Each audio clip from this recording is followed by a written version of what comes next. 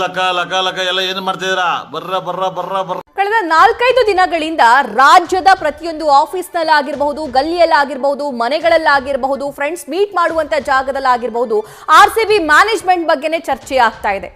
In fact RCB management ವಿರುದ್ಧ fans ಎಲ್ಲರೂ ಕೂಡ ಸಿಡಿದೆದ್ದಂತೆ ಕಾಣಿಸ್ತಾ ಇದೆ. ಅಭಿಮಾನಿಗಳೇ RCB ಟೀಮ್ ಅನ್ನ ಖರೀದಿ ಮಾಡುವಂತಹ ಚರ್ಚೆ ಮಾಡ್ತಾ ಇದ್ದಾರೆ. ಈಗ ಹರಾಜಿಯಲ್ಲಿ ಆಡಳಿತ ಮಂಡಳಿ ನಿರ್ಲಕ್ಷ್ಯಕ್ಕೆ ಫ್ಯಾನ್ಸ್ ಆಕ್ರೋಶವನ್ನ ವ್ಯಕ್ತಪಡಿಸಿದ್ದಾರೆ.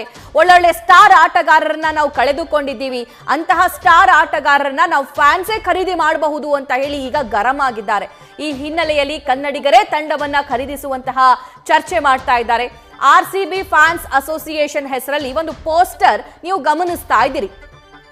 10 ಲಕ್ಷ ಅಭಿಮಾನಿಗಳಿಂದ ತಲಾ 10,000 ರೂಪಾಯಿಯನ್ನ ಕಲೆಕ್ಟ್ ಮಾಡೋ ಮೂಲಕ 1,000 ಕೋಟಿ ಒಗ್ಗೂಡಿಸಿ RCB ತಂಡವನ್ನ ಖರೀದಿ ಮಾಡುವಂತ ಪ್ಲಾನ್ಸ್ ಫ್ಯಾನ್ಸ್ದಾಗಿದೆ. ಸೋಷಿಯಲ್ ಮೀಡಿಯಾದಲ್ಲಿ ಹೊಸ ಟ್ರೆಂಡ್ ಅನ್ನ ಇದು ಸೃಷ್ಟಿ ಮಾಡಿದೆ. ಯಾಕಂದ್ರೆ RCB ಮ್ಯಾನೇಜ್ಮೆಂಟ್ ಒಳ್ಳೊಳ್ಳೆ ಸ್ಟಾರ್ ಆಟಗಾರರನ್ನ ಈ ಸಲ ಕೈಬಿಟ್ಟಿರೋದು.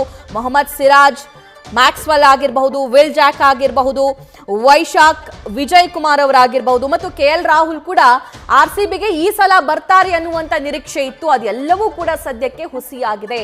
RCB ಖರೀದಿಗೆ ಈಗ ಫ್ಯಾನ್ಸೇ ಪ್ಲಾನ್ ಮಾಡ್ಕೊಂಡಿದ್ದಾರೆ. ಸುಮಾರು 1,000 ಕೋಟಿ ಸಂಗ್ರಹ ಮಾಡೋ ಮೂಲಕ ನಾವೇ ನಮ್ಮ ಸ್ಟಾರ್ ಆಟಗಾರರನ್ನ ಖರೀದಿ ಮಾಡ್ತೀವಿ ಅನ್ನುವಂತಹ ಲೆಕ್ಕಾಚಾರವನ್ನ ಹಾಕ್ತಾ ಇದ್ದಾರೆ.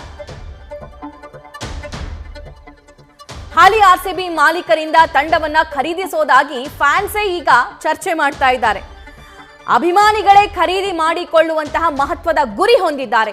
10 ಲಕ್ಷ ಅಭಿಮಾನಿಗಳಿಂದ ತಲಾ 10,000 ಹಣ ಹೂಡಿಕೆ ಮಾಡಿ ಸುಮಾರು 1,000 ಕೋಟಿ ಸಂಗ್ರಹ ಮಾಡಿ ಈ ತಂಡವನ್ನ ಖರೀದಿ ಮಾಡುವಂತಹ ಲೆಕ್ಕಾಚಾರ ಫ್ಯಾನ್ಸ್ಗಳದ್ದಾಗಿದೆ. ಇದು ಕೇವಲ ಚರ್ಚೆ ಹಂತಕ್ಕೆ ಮಾತ್ರ ಇರುತ್ತಾ ಅಥವಾ ಮುಂದೇನಾಗುತ್ತೆ ಅನ್ನೋ ಕುತೂಹಲ ಇದೆ.